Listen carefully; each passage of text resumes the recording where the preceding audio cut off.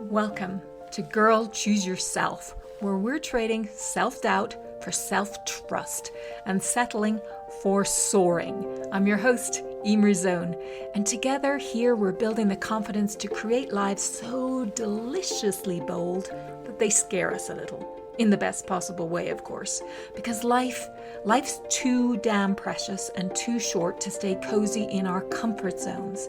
It is time to choose ourselves for life so damn fabulous and soulfully fulfilling that we have to keep pinching ourselves to check if we're dreaming. Let's do this. Is going on safari on your bucket list? It's definitely on mine. And today's guest is Karen Cleveland, who at the age of 60 is proving that life's most extraordinary chapters can begin at any moment. After decades in the corporate world and working many side hustles along the way, a single decision to follow her curiosity led her to create what is today NuNu's Kenyan safaris. And she is absolutely redefining what a transformative African adventure can be. Karen's story is such a powerful reminder that when we choose ourselves, unexpected magic happens. Let's jump in. Karen, welcome to the podcast. Thank you for joining me. You're welcome, and thank you for inviting me. I'm excited to talk today. Yeah, I'm really excited. And we're going to start off just by, I have to start with what I'm so excited about, because you founded a wonderful company this year called NuNu Safari, which is really, you're just giving birth to it. We've talked a lot about the vision in the conversations that we have regularly. And I'm just so excited for you to be on the brink of your 60th birthday and to have created such an amazing thing. Because I know that many people who will listen to this, will think, maybe they're 30, maybe they're 40, and they think where I am is where I stay. Mm-hmm. We're so not about that. We're about this constant sort of reinvention and creating ourselves and kind of choosing ourselves. So tell me a little bit about when the seed for this grand vision, where can you trace that back to the beginnings of this journey? Wow. So the safari journey specifically happened completely randomly, but has fully developed in the last, 7 years, going places I didn't know it was going to go. So the first time I took a safari, I thought, this is great. I'll be going home, showing people my pictures and moving on to the next bucket list thing. And it turns out that all the pieces of me, all these different things I had studied or become, started fitting in with different aspects of safari. And I started bringing friends on safari, just when I went, because as it turns out, I met a man the first time I was on safari and we got married. And so I was going to Kenya a lot. So I was taking my friends on safari. And so it's just been a whole tie-in of my animal background, my spiritual background, and it's still evolving. I mean, it's crazy the new things that come up every day or every week about a new aspect of the safari that I can bring to the world. It's really fun. And it's actually the first thing that I've been 100% excited about, like as a business or as my purpose or what I'm doing full time. I've done a lot of things, but I've never been 100% behind any of it before. So it's a new experience and it's a lot of fun for me. I love how you describe it. And just your excitement. And I think a number of things that you mentioned there, it's a bucket list item for lots of people to go on safari. And I definitely described it as that to you when we first started talking about this, when it was in this early embryonic stage of all these different threads of, gifts that you have and work that you'd done and research and learning that had brought you to this place. But it's also kind of interesting what you said about it's the first time you're 100% sort of really excited about something. But I don't know. What do you think, Karen? A lot of people have this idea that you get the one big idea. They're always looking for the one big idea. And here we're talking about it. It's not that linear. I don't believe it's that linear. I don't think I would have created the things I've created if I hadn't done a lot of other things beforehand. There's these stepping. Right. And you spoke a little bit about, the threads and I know in your younger years, you would have described yourself very much as like a people pleaser. You wanted to keep other people happy. You Yes. followed this path of getting the safe job. And then it began to be, the beginnings of things like, okay, I need to earn a little bit more money on the side, or maybe can you tell us a little bit about the doing what you thought you should do and then diverging a little bit from that path, and how small that began with some of the little Mm. side hustles that you had in your younger years? Yeah, absolutely. And it's funny because my mom was always the get a job, have a paycheck 100% of the time. My dad was an entrepreneur. So that's probably why she was so insistent. And my dad was always starting new businesses. So I had my good job at 19. I started in the pharmaceutical industry, but I never ever liked it. I first started, my husband and I started with Amway, and various, home party systems throughout the years, like selling children's books and selling foods in the home, home parties. And there was always something. And part of it started because while my husband and I were in the Amway business, they're like, you always have to have a home business for the tax benefits. And so, I kind of got used to having certain tax benefits from having a home business. So I just kind of kept it up, even though none of them, of course, when I started everything, it was like, oh, I could do this. I could probably do this for a long time. Not really excited, but I think I could do this. And, it's like, it really wasn't my kind of thing, any of it. So I did. And I eventually went to my own kind of products, shall I say. So like animal communication or spiritual mentoring, that kind of thing. But always looking for the thing that was going to light my fire, I guess. And also the thing that you are responsible for yourself. It's that Yes. part of like, what can I do beyond the getting the safe job and getting the paycheck, and what more can there be beyond that? And it's interesting to see how simple those steps can be, because you talk about Amway and then you talk about animal communication, and there'll be Yeah. lots of people who are listening who will go, yeah, safaris. Yeah, I get that. And I understand Amway and the pharmaceuticals. And sorry, can we go back on the animal communication piece? Yeah. Because that's your spiritual journey. You began to turn to that to become, I guess many of us just get to a period of our lives when we begin to start asking those questions. What was that like for you? When was that moment when you began to look at that spiritual path more and then began to develop your gifts in that direction? Yeah, that was a whole journey, just starting that. And I guess so way back when my kids were young and they're in their 30s, so long time ago, I wanted some kind of community for them. And I know I'm going kind of far back, but I'll catch up in a minute. So we went to different churches. I was raised Catholic, went to Catholic school. I didn't want to go to a Catholic church. I was searching for some kind of community for my kids and that we could go to and belong to. And eventually, when my kids were older, my brother actually sent me to this one community that I felt at home as soon as I walked in. So at the same time that, even though my kids were older and out of the house by the time I found this, and I started doing classes there, I also was kind of getting the feeling at home that there was more to my relationship with the animals than I realized. Like, my daughter stopped me one day because I was always telling her, my son, what the dog wanted. And she's like, Mom, how do you know what the dog wants? And it's like, well, how do you not know what the dog wants? And I was like listening to radio psychics, radio pet psychics, and yelling at them through the radio going, that's not the right answer. And I don't know why I thought I knew any better than they did. But so they both kind of like synergistic, I guess. Yeah. As I studied animal communication, I looked into it, I took classes, and then I practiced. And I was also teaching or taking spiritual classes and practicing, different spiritual practices. So they both kind of grew together. And during that time when they both started kind of blossoming, I was in a marriage that was really containing me and not letting me grow.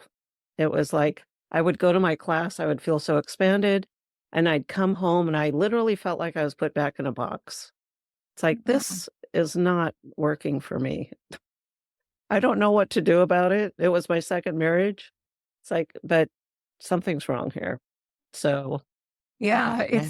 it's interesting when we take that, when we begin to take a different path ourselves, we begin that process of inquiry and following our curiosity on, spiritual matters, or more generally on personal development matters. It really will show you the weak points in your own partnership, Mm, your own mhm. relationship.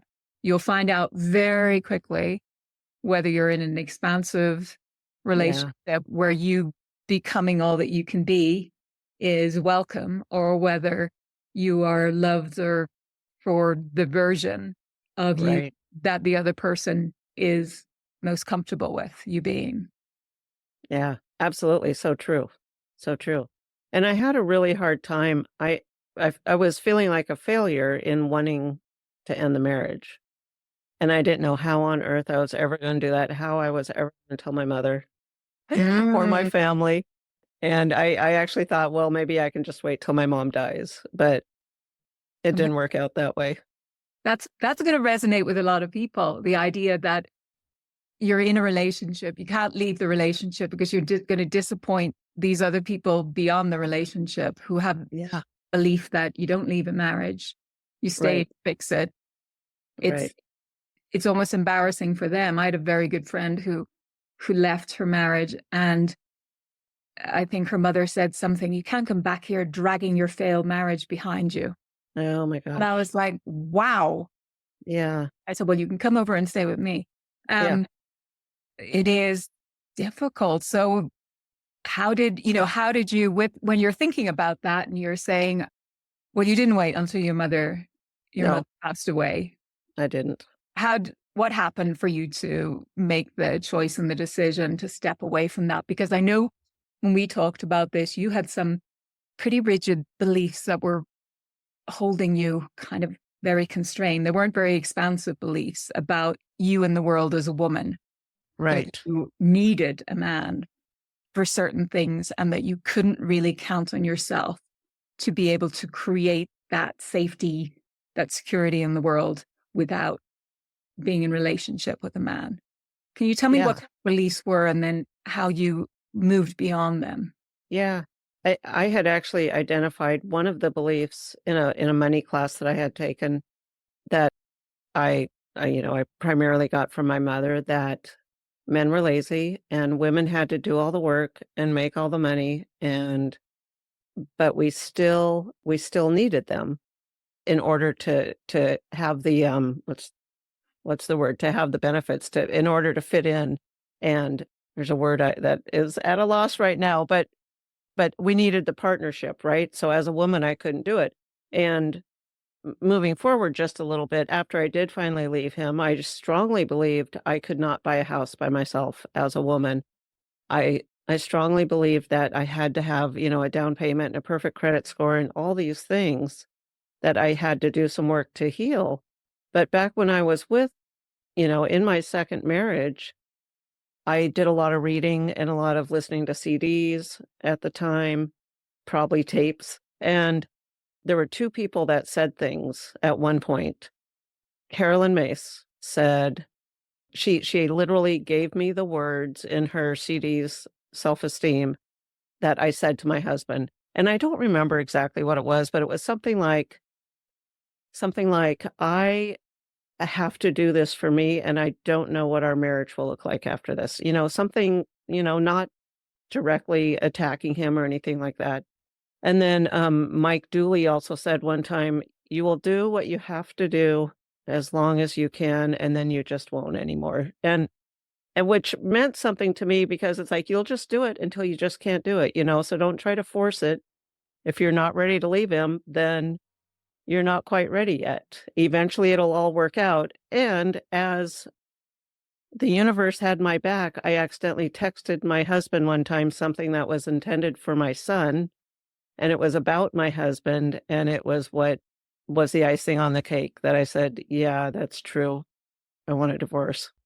So it was a little bit accidental, but it was coming. I mean, things had been in play for a long time.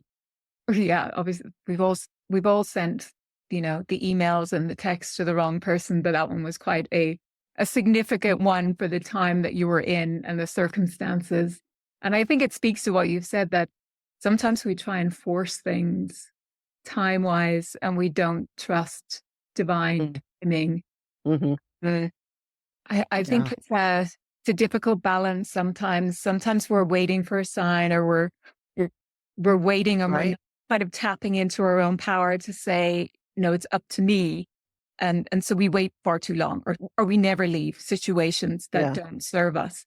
I think maybe what's very different that you've spoken to right there in telling your story is really more about divine timing, because you were invested in looking for answers yourself, in, Yeah.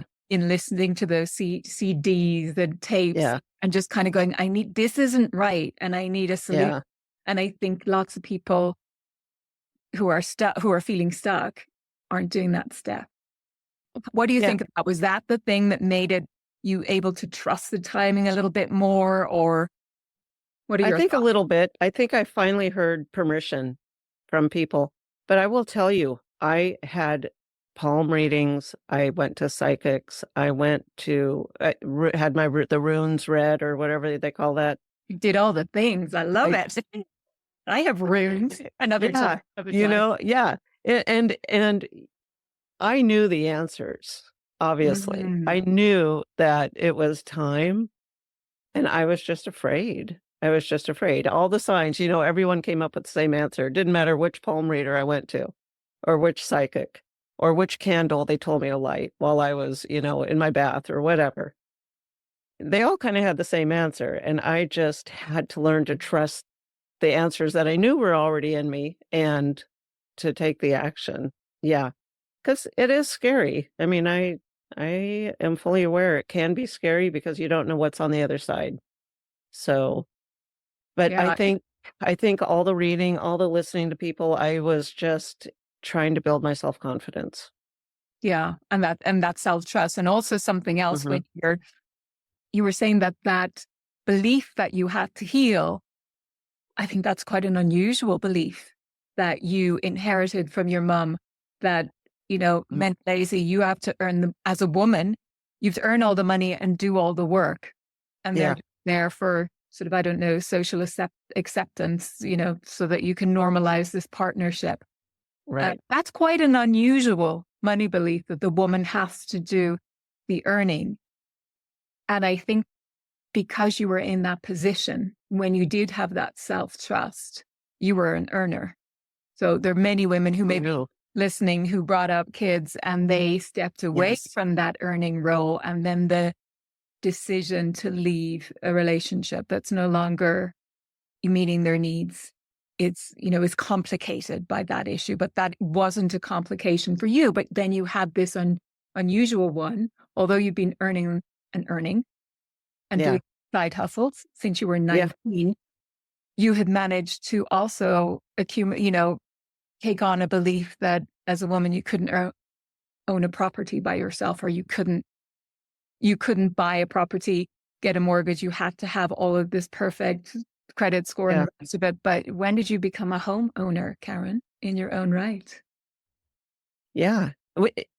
So it was 7 years ago that I bought my house that I finally realized. I mean, I also believed I couldn't take care of a house by myself. What happens when something breaks and all the yard work and everything that comes with it. How did I think I was going to do that? Buy all the furniture, everything. So it was 7 years ago, and it was after I left that husband, and continued to read, to take classes, my practice my spiritual connection and different things that I finally came to realize that I could buy a home, that I didn't need a man to buy a home, and all of that. There was a lot of things I believed that were just flat out wrong, and I bought my house, and it was so exciting because a lot of people don't even know, like, if you were just a friend or a relative of mine, you might think I just worked hard to get all this done, right? But it took a lot of personal healing to do, and the fact that I didn't rely on my mom, or I didn't borrow any money from anyone in the family was a big deal for me because Mm. it was like, "Oh, I'm an adult now. I can do things on my own without falling back to mom for help or asking my sister for help." So, Yeah, it's a powerful position to stand in and say, I can look after me fully in this domain, yes. in acquiring these necessities and shelter and doing all of that for myself.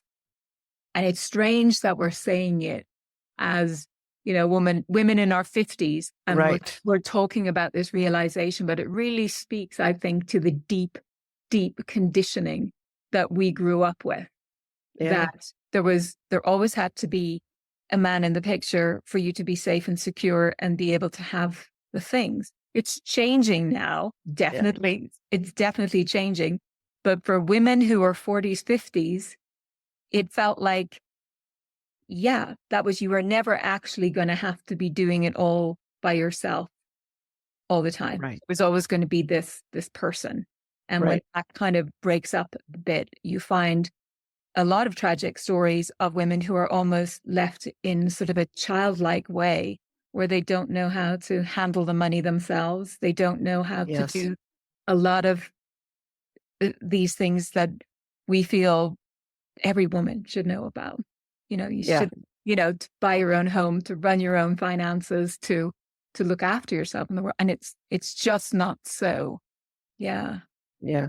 Absolutely. It's very empowering. I mean, it feels good to know I can take care of myself, you know, whatever happens. Yeah. And we're both mothers, and as a mom, I know that I tell my kids, the boys and my daughter, is like, you buy you buy a house quick. You buy your property early.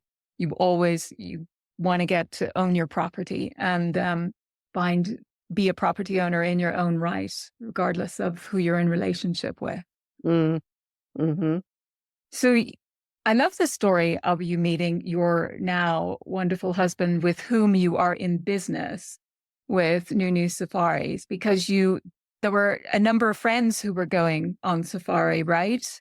And you had this idea that you'd kind of like, I'd like to go, but it wasn't some well thought out sort of trajectory of, I'm making this big plan in 6 months. I'm researching these safari. You just there were a group of people going. Tell me that story, because I That's right. love it. So this all started, when I was doing my inner work and ended up buying my house, so kind of all at the same time, this big process that I got a new job and I was making a lot more money. So this these 2 friends at church, actually one friend at church, she said, "Oh, I'm going on safari in November." And I'm like, "Wait, I wanna go." And we had done some volunteer work together with animals, and so she thought I would be a great person to come on the trip with her. And it was another woman that traveled, extensively around the world, and many, many other people asked to go on this trip. She didn't allow anyone else to come, it was just the 3 of us. So, I didn't have to do anything. I intentionally just let her take care of it. It's like, "You know what? You're the one talking to the guy. That's fine. I'm just gonna show up." I've always wanted to go on safari.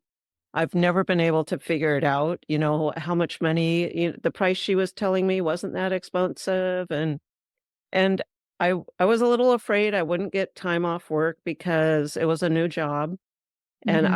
I would have been there less than a year, but I also didn't really care. I thought, "You know what? I don't care if they don't let me have the time off, I'm going anyway."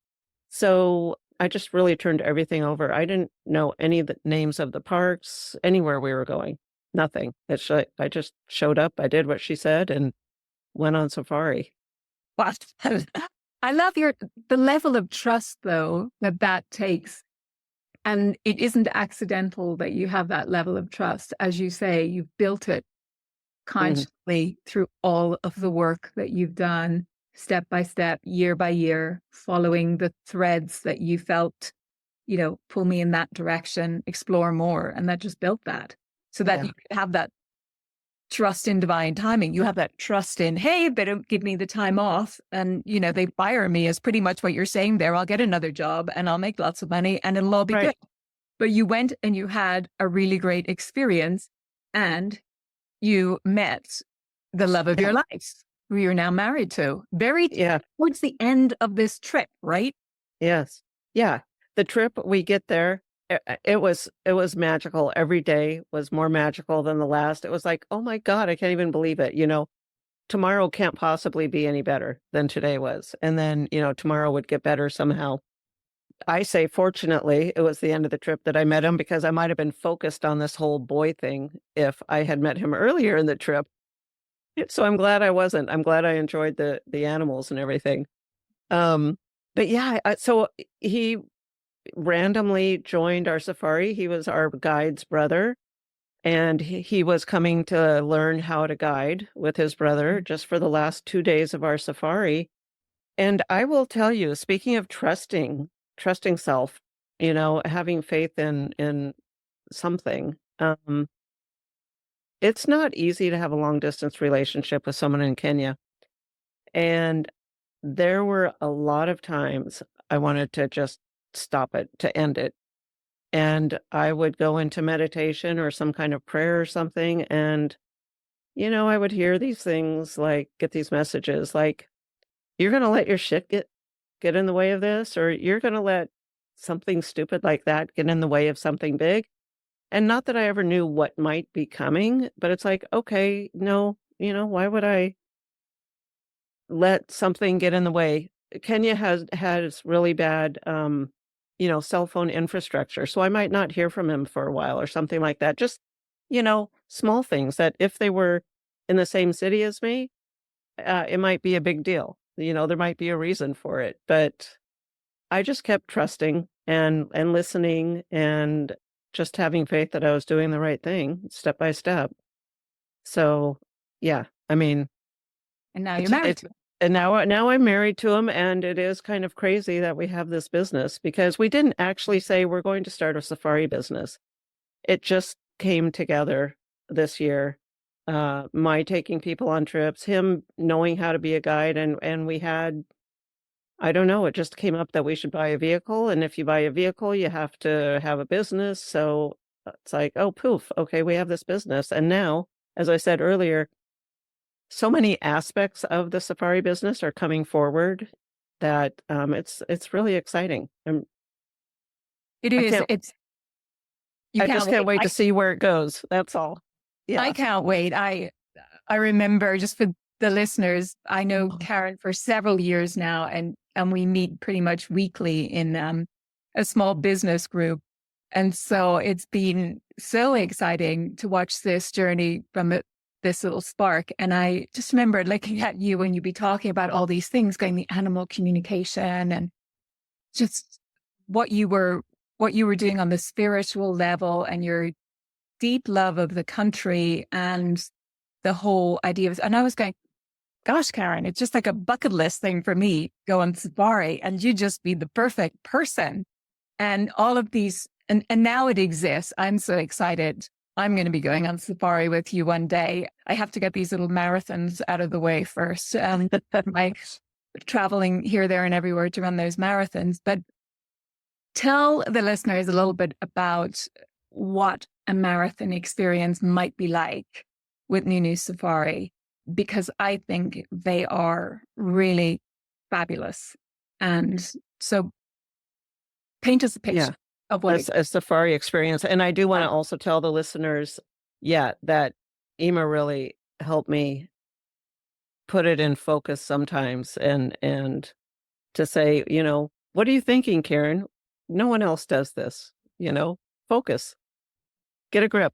Anyways, so a safari experience with NuNu's, and we do custom curate, bespoke safaris. So if you and your family, you and your friends want to go, I'm in the middle of creating something for two people right now that is going to be a fabulous trip. I wish I could go with her, but I'm busy at the time. And of course, I don't go on people's trips with them, but Big they all pressure. sound so wonderful.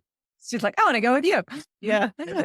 I mean, it would be fun, but just looking at all the lodges, all the options, everything is so exciting about it. So we do that. We do these private trips, but I also take people on group trips, and it's mostly women. Sometimes a few husbands come. On the next trip, I leave in a week. We have 15 women and 2 husbands coming. We don't just go out and see animals. Mm. I do morning routines like either a prayer or meditation, some kind of sunrise service if we're not going on a sunrise safari. If people want to get up early, they don't have to get up early. Nothing's required. But I do energy exercises, about connecting deeper with the land, with the animals, with the people. So we're not just going in and exploiting everything and just, forcing our way into their world. It's about asking permission and being respectful, of course. And then I'm also implementing something new next year. We're going to have local community, I guess, ambassadors ride with us on safari, people that have been working in the sustainability or conservation field that can come and help answer questions or just get to know the guests. The guests can ask things, and it's a win-win for everyone. It's a win for the guests because they can have a deeper experience with what it's really like to be there. We can visit their village. And for the community members, the ambassadors, I'm calling them, they get the experience of perhaps seeing more parks than they've seen, of making connections at the parks or at the lodges or at the various places that we go, letting their world expand a little bit and hopefully get more, more experience, more opportunity out of it. So it's a project I'm super excited about. It's a nonprofit that we will be engaging with the local NGOs as well to support the tool. So pretty excited. That's so exciting because it feels so symbiotic. It's so, I know interconnectedness is a big theme in a lot of the work that you do, Karen, and it just really speaks to that. It's very soulful and it's very respectful. And it really, I think, invites the traveler into such a deep connection with the land and with the people of the land and the animals, Yes. and it just, I can almost feel it at a cellular level when you are describing it because it feels really unique. And just for the listeners, it's like, I know that Karen has mentioned some spiritual practice or some prayers, all non-denominational, right? Karen, we're looking at Right. making it people's personal, spiritual journeys or their personal spiritual journeys. And you're looking to provide an opening for a deeper connection. Exactly. Yeah, there is no denomination. I have several denominations coming on this trip with me. I'm part of an interfaith group here locally, and so some of those members are coming on this trip with me. And then an atheist on my next trip has signed up, but she's like, it resonates with her, even though she's an atheist, which, it's all personal connection and connection with the things around us. And I have a journal. I make journals specifically for our trips so people can record their own things. There's, questions, of course. And I think one of the other key things is having the opportunity to discuss or debrief or, come together about what happened during a day. So trying to implement those in the evening after dinner. I will tell you, the days get pretty busy and tiresome sometimes. You don't have to do everything, but Yeah. you're also in Kenya and you want to do everything. So the days get kind of busy, but to be able to talk with others about what you experienced is really important. And so I know that you are an expert in creating those sorts of beautiful containers where there is that deep trust and feeling of safety and where people feel that warmth and energy. Because for many people who will be going on safari, it's a once in a lifetime thing. They won't they may Yeah. well not be back that way again. You know, Right. and you're about to turn 60. I'm 55. You've been several times. It's still on my list. So I'll be in my 50s when Yeah. I go. But that invitation to, that deeper connection, to that reflective sort of moments with a community of travelers who are also on this journey with you and having unique experiences and providing that container. It's like you say, people can take as much of that as Right. people they feel called to, and there isn't any sort of there isn't a rigidity to it, right, Karen? That you're Exactly. invited into these options, and Right. also the experience is something that you're building with you when they Right. book a safari.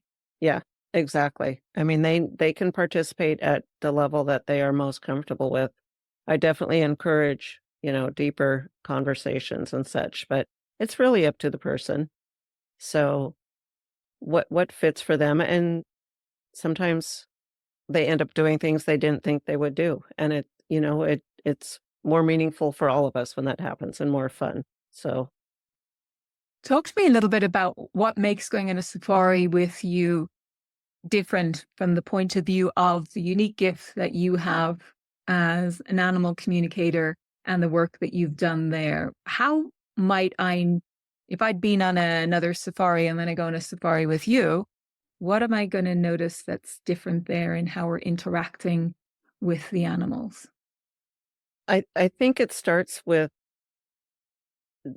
before we enter the park, connecting with the energy of the land and asking permission to come in, and asking Mhm. permission from the animals, to interact with us, asking them to come play, inviting them into a relationship.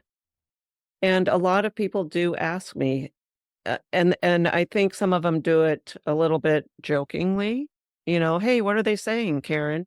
But I do think that they want to know a little more about, why the animals are acting a certain way, why they're I think they're exploring why they are feeling a certain way with the animals there, and they just don't have the words to know it. So I do talk about, what's the energy system going on between us and them at the moment? Mhm. What's happening? And encouraging people to get quiet and to feel that and not try to run away from it. So I do in some of the safaris, I specifically offer like animal communication classes, like actually conversations with the animals. I don't necessarily do that on every safari. It just depends on who's going and how it's been sold, what the focus of the safari is. But I'm definitely there to help with the connection and ways that people can connect deeper with the animals. It's wonderful. It's really where you're meeting your kind of traveler or your safari goer Yeah. and what they communicate to you at the outset about what they're looking for. And when you think about journeys, I mean, this is quite some, life journey, really, when you think about pharmaceuticals to at 19 to looking at what Yeah. you've created and well, it's just in this nascent early kind of part of its creation. But can you tell us a little bit now about if I'm listening to this and I'm going, oh my gosh, safari is on my bucket list. It has been for the longest time. And I love Karen, and this sounds so different. And it sounds like I want to go with her because I know Mhm. people are going to feel like that she's going to take care of me. It's not just some corporate sort of thing. Right.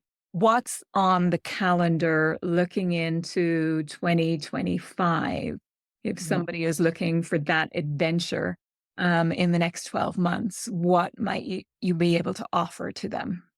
I have several group safaris. They each have their own specialty, so it's hard to decide, unless you're able to be gone for a month and do everything.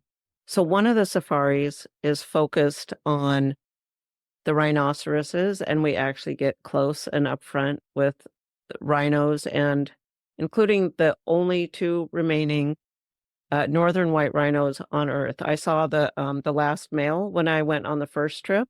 Wow. And then he died a few months later, so they've been trying different ways to get these 2 females pregnant, but anyway, so the rhinoceroses will see the wildebeest migration, and there's several special things about that safari that happens in September, but then there's another one that I'm super, super excited for if you like elephants. So Sheldrick Wildlife, Trust Wow. does a lot of elephant conservation and orphan raising, and we will stay at their camp, so we will get to watch them eat breakfast, dinner, lunch, if that's what we choose to do. We're gonna stay there a couple nights at the Sheldrick camp, so have up close personal attention with the elephants. We will see everything. We will go on game drives, we'll go out in the parks, and we still see everything. We'll go to Amboseli, where you see Mount Kilimanjaro, and then we're also at the baby orphanage, which is the youngest of them all.